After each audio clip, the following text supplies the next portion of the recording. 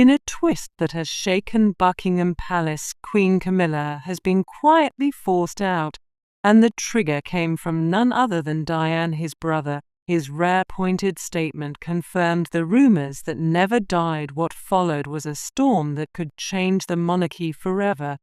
The day Diana's brothers spoke out, it began with a voice that cut through decades of polite silence. Earl Charles Spencer, Diana's fiercely loyal younger brother, stepping out from the shadows to say what so many had only dared to whisper. In a short but unmistakably sharp statement, he confirmed the rumors that had long trailed Queen Camilla like an unshakable shadow. "I warned them in 1997, Spencer declared, his tone carrying the same fire he had shown at Diana's funeral.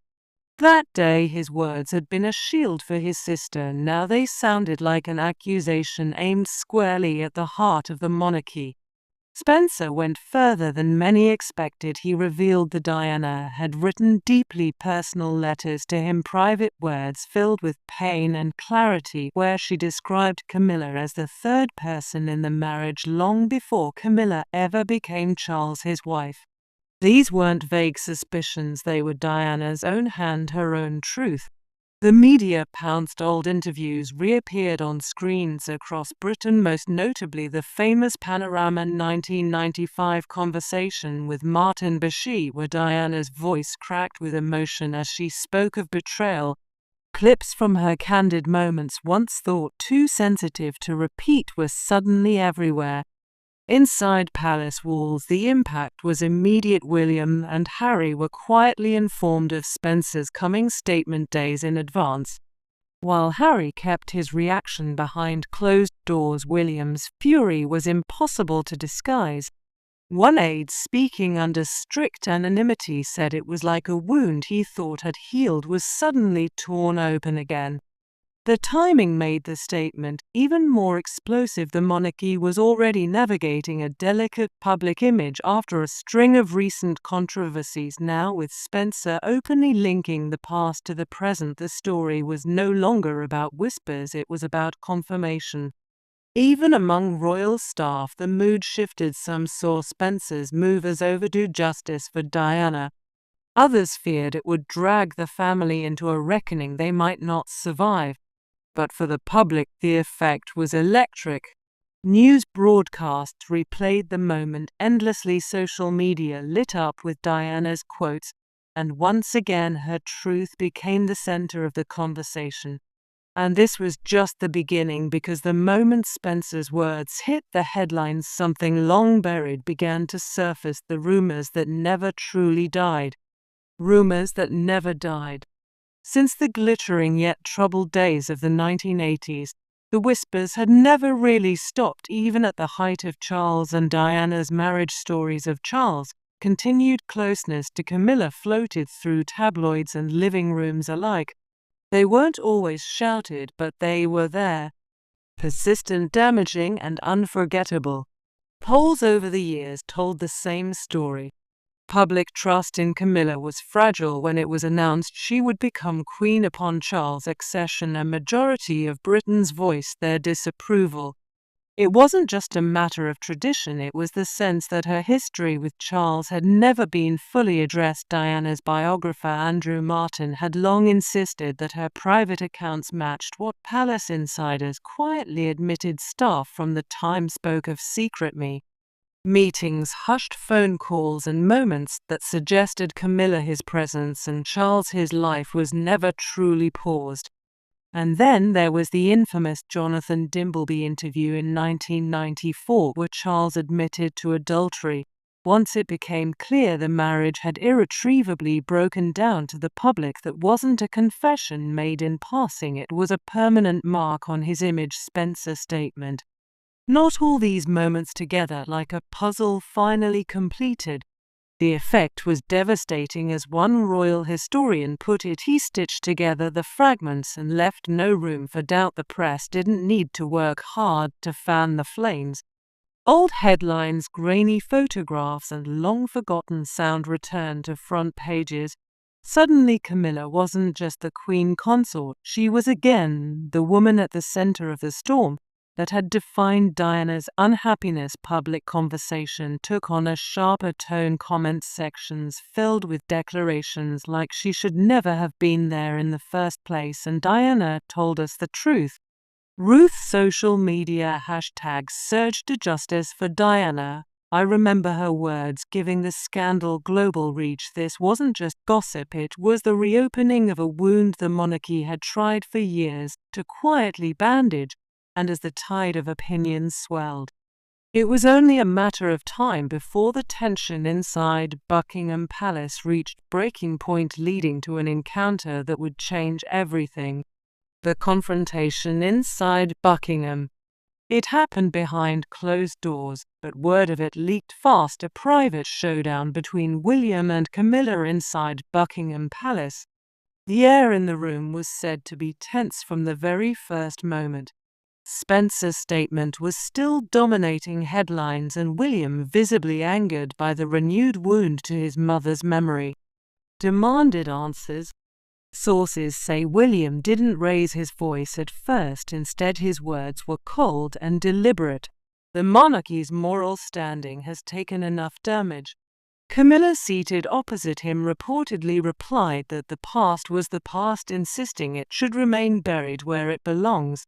That comment, according to one insider, was the spark that turned the room from tense to explosive. Kate was there to calm, but she stood by William, making it clear that protecting his legacy was not just personal but essential for the future of the monarchy and for their children. They should grow up knowing the truth about their grandmother and not a rewritten version, she is said to have told Camilla directly. Charles, caught between his son and his wife, tried to keep the peace. But those close to him say his face told another story, that he knew the situation was spiraling. Privately, he admitted to a friend that the scandal was becoming untenable and feared it could tip public opinion beyond repair. Outside that meeting room, senior aides had already begun drafting potential emergency statements, but internal disagreements stopped them from going public. The question was no longer if the royal family would act, it was how far they were willing to go. As one staff member later put it, "You could feel it in the walls, something was about to break, and break it did, under the weight of public outrage that no amount of palace strategy could contain." Public outrage and media storm. The moment Spencer's words hit the airwaves, the reaction was immediate and fierce. Tabloid front pages screamed about a royal reckoning. News presenters spoke in hushed but urgent tones, describing the statement as the final confirmation of what Diana had endured. On social media, hashtags like "or Justice for Diana" began trending within hours, quickly joined by others like "Truth for Diana" and "Harsh Camilla out." The movement didn't just stay in the UK, it spread to the US, Australia and Europe as international outlets like CNN and Le Monde ran the story as a major royal crisis. TV networks replayed archival clips of Diana, her eyes bright yet heavy with emotion, speaking lines that now felt almost prophetic. In particular, her words from Panorama, "There were three of us in this marriage," echoed across every platform. For many, Spencer's statement wasn't just news, it was vindication. Petitions began appearing online calling for his removal from royal duties. Within days, tens of thousands of signatures piled up. Protesters even gathered at royal engagements, holding up enlarged photographs of Diana, some with her quotes in bold letters. The palace's usual armor of silence began to crack under the sheer scale of the backlash. Reporters camped outside Buckingham Gates. Commentators speculated openly about Camilla's future, and former royal staff were invited on to talk shows to share behind-the-scenes accounts. One historian summed it up on live television: "We haven't seen a public turning like this since the days after Diana's death. The question now is whether the monarchy will protect itself or protect Camilla." And as the storm grew, Camilla's world began to shrink. Her next public appearance would be one of her last. and it would show just how deeply the tide had turned against her. The Queen Consort's final appearance. It was meant to be an ordinary charity event, another carefully planned stop on the Queen Consort's calendar. But from the moment Camilla car pulled up, it was clear this appearance would be anything but routine. The first sign was the silence. Normally royal arrivals draw a polite cheer, or at least warm applause. This time the crowd stood still, cameras flashed, but there was no warmth in the lenses. Then the second sign came, posters and placards held high and unflinching, somewhere simple photographs of Diana smiling as if untouched by time. Others were sharper, carrying her most famous words, "There were 3 of us in this marriage." Camilla stepped out in a tailored coat and her trademark pearl necklace. She smiled, or tried to. Those watching say it was the kind of smile that doesn't reach the eyes. She moved through the crowd, quickly shaking hands without stopping for small talk. Even the few polite greetings seemed strained, almost rehearsed. Inside the venue the mood didn't improve. A short speech had been prepared, but Camilla deliberated in barely half the time expected. Observers noticed her voice, catching on certain words, or glance darting toward the nearest exit. She ended the address with a tight nod and stepped away from the podium. Outside, the tension only deepened. Protesters were louder now, their chants carrying into the building. Palace security exchanged quick signals, and within minutes, Camilla was escorted to her car. Earlier than scheduled, photographers captured the moment she sat back in the seat, her eyes fixed on the middle distance, refusing to meet the cameras. That photograph, Camilla in the car, jaw tight, avoiding eye contact, was on every front page the next morning. It was no longer a rumor or a whisper. The public could see it. The Queen Consort was losing her place. By the time the day ended, whispers inside the palace grew louder. Senior aides spoke of an untenable situation.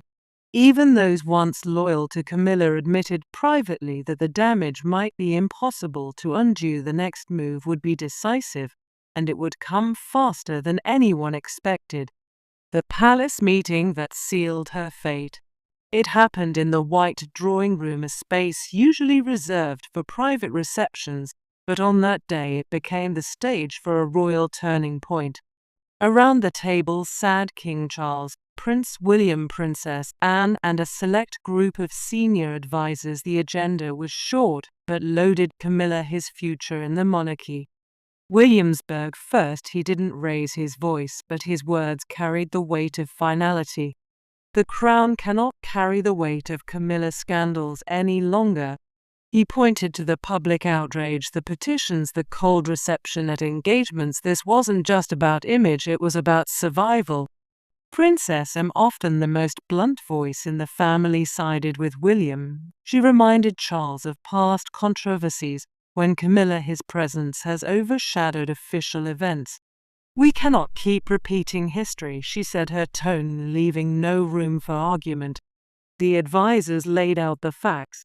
Polling numbers plunging, headlines growing harsher, and a social media storm showing no signs of slowing.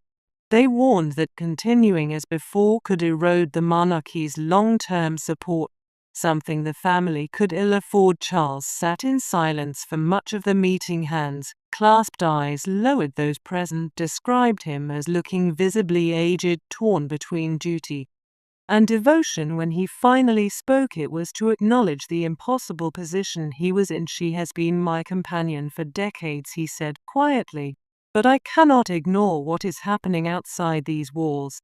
The decision, when it came, was made without a vote. It was simply agreed.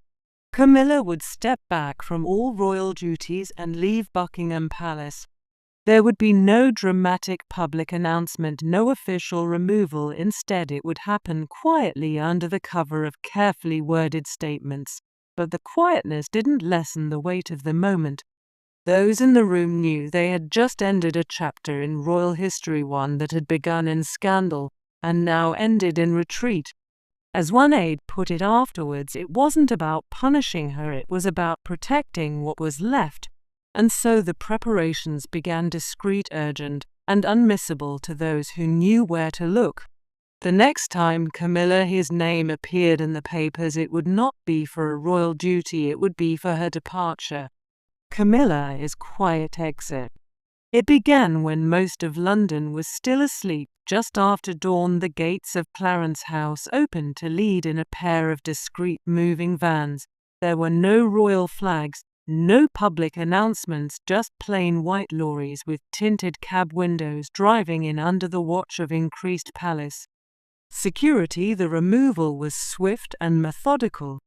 Boxes of personal belongings were carried out, some labeled in neat handwriting, others sealed shut with heavy tape. Aides familiar with Camilla his private quarters said they saw the departure of framed photographs, old riding gear, and perhaps most telling, decades of personal correspondence. These were packed with particular care, guarded closely by two senior staff members, and here they disappeared into the van's back. At Buckingham Palace's private entrance, the same scene unfolded. Staff who had been part of Camilla household 4 years were called in one by one. Some were reassigned to other duties. Others were offered quiet retirements. One footman who had worked for her since the early 2000s reportedly left the building with tears in his eyes, saying only it's the end of an era. Royal sources say William insisted the move be completed quickly, not out of cruelty, or to avoid a drawn-out spectacle. He was determined that the exit should happen before the press could camp outside and turn it into a televised drama. By midday, neighbours at Camilla his private Wiltshire estate began noticing signs of activity. Additional security was posted at the gates. Trucks arrived carrying furniture, while curtains in the upper windows stayed tightly drawn inside. Aides worked to settle her back into the home she had left behind when she became queen consort. Notably, there was no farewell appearance. Camilla did not step outside for the cameras, did not wave from a car window, did not give a final statement. It was a departure without ceremony, in stark contrast to the grand entrances that had won smarter public life. By evening the vans were gone. The palace corridors cleared, and Camilla his name quietly removed from several upcoming royal engagement lists. To the public it might have looked like a single day's change, but to those inside it was the closing of a door that would not reopen. The next move belonged to Charles, and for him the decision was not just political, it was personal. Charles struggled between duty and marriage. For the king, the days after Camilla his departure felt like walking a tightrope in heavy winds. Friends described him as visibly aged almost overnight. The man who had spent decades fighting for Camilla Place beside him was now spending his morning staring out of palace windows, his tea untouched, the weight of the crown heavier than ever. Charles had always balanced his two great loyalties, his love for Camilla and his duty to the monarch.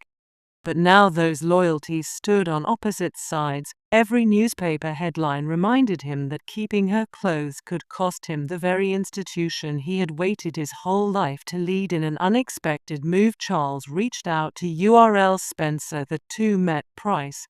"I've actually away from the palace in a meeting described by one insider as somber and almost painfully honest." Spencer did not apologize for his statement, nor did Charles ask him to. Instead, the king reportedly acknowledged the truth of Diana's suffering. For the first time, there was no grand reconciliation between them, but there was an unspoken understanding. The past had shaped the present, and pretending otherwise had only made the reckoning worse. In public, Charles kept a low profile. Engagements were quietly postponed, and when he did appear, his speeches were shorter. His men, on more reserved photographs, showed him with a tired expression, hands often clasped in front of him, as if bracing for impact. Behind closed doors, he spent long evenings in his study, surrounded by papers and correspondence. One aide revealed that Camilla still phoned him daily, short private calls that ended with the same quiet farewell. "Take care of yourself." There was no bitterness in those words, only the complicated tenderness of a bond that had been tested and reshaped under relentless public pressure. Charles knew history would remember this moment. The question was whether it would remember him as the king who sacrificed his marriage for the monarchy, or the one who sacrificed the monarchy for his marriage. That choice in many ways had already been made. The public was now looking past Camilla, past the scandal, toward the next generation, William and Catherine. And for Charles, stepping back meant letting their light take center stage. The transition was beginning, and it was happening fast. William and Catherine stepped forward. With Camilla gone from the palace, the royal spotlight shifted fast, and it landed squarely on William and Catherine. In the weeks that followed, they began appearing at more high-profile engagements, stepping into roles that seemed designed to restore the monarchy's image and refocus it on a legacy the public cherished. Their first major outing was telling. Instead of a grand gala or glittering state dinner, they visited a homelessness charity, one of Diana's most personal causes. William spoke directly to volunteers, recalling how his mother had taken him to shelters as a boy. "She wanted us to see life as it really is, not just through palace windows," he said, his words drawing quiet nods from the crowd. Catherine, elegant yet understated in a sapphire blue coat that matched Diana's engagement ring on her finger, spent time speaking with children, listening intently and crouching to their level. Photographs from that day flooded the press, each image reinforcing a clear message: Diana's values were alive, and her son and daughter-in-law. From there, the couple's schedule expanded. They launched new mental health initiatives, met with frontline workers, and championed children's welfare causes directly linked to Diana's public work. Commentators noticed how Catherine's speeches often included subtle references to the values we pass to the next generation, a gentle but unmistakable nod to Diana. Public opinion polls reflected the change almost instantly. Support for William as the future king soared, while Catherine's popularity reached new highs, with many calling her the steady hand the monarchy needed.